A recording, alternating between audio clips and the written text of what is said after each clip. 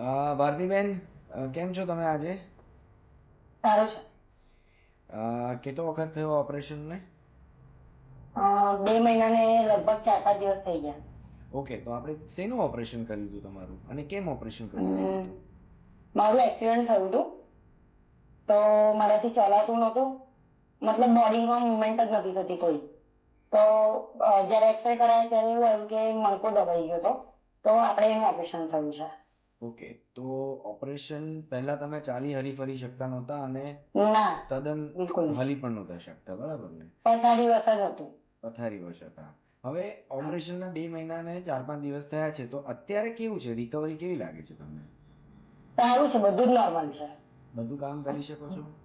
બધું કામ કરી શકું છું, બધું નોર્મલ છે. દુખાવો છે કોઈ? જેવું પહેલા હતું એવું થઈ ગયું. ઓકે, પહેલા જેવું નોર્મલ થઈ ગયું ને? હા, થઈ ઓકે, ગયું. ચલો, થેન્ક યુ વેરી મચ.